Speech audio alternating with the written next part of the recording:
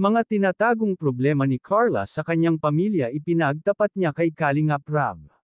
Bago ko ipagpatuloy ang maiksing reaction video na ito, hiling ko lang na patapusin ang panunood nito para malaman ang nilalaman nito, at kung bago ka pa lang sa munting channel na ito, paki-subscribe para lagi kang updated sa video ng mga Kalingap. At pakisuportahan natin ang ama ng Kalingap na si Val Santos Matubang, Ate Edna Vlog at si Kalingap Rab.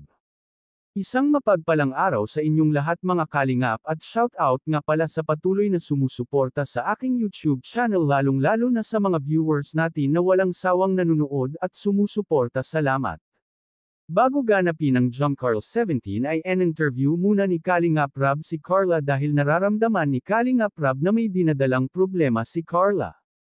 Ayon sa mga sagot ni Carla ay nakatira daw siya ngayon sa diet dito sa tiyahin niya hanggang New Year pa daw siya, at ang nanay daw niya ay umuwi ito sa lugar nila at doon ito mag-celebrate ng New Year. Kaya si Carla ngayon ay pansamantalang nakatira sa kanyang tiyahin. Pero ang pinagtataka nila at napapansin nila na namumugto ang mata ni Carla. Kaya tinanong ito ni Jomar kung umiiyak ito, sinabi naman ni Carla na masama ang kanyang pakiramdam. Dahil may sponsor si Carla na nagpadala ng pera para pang shopping ni Carla, ay hindi ni Carla inubos ang pera, kumuha lang siya ng 2 perasong damit at sinabi niya kay Jomar na mas kailangan daw niya ang pera ngayon kisa sa damit.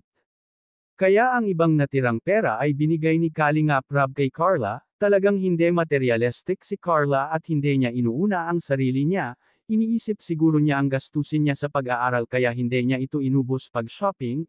Maraming viewers ang nagkokomento na kakabilib ang ginawa ni Carla, hindi siya katulad ng iba na mahilig sa mamahaling damit, kahit si Jomar ay bilib sa ginawa ni Carla. Hanggang dito na lang ang update ko mga Kalingap, maraming salamat at God bless sa inyong lahat.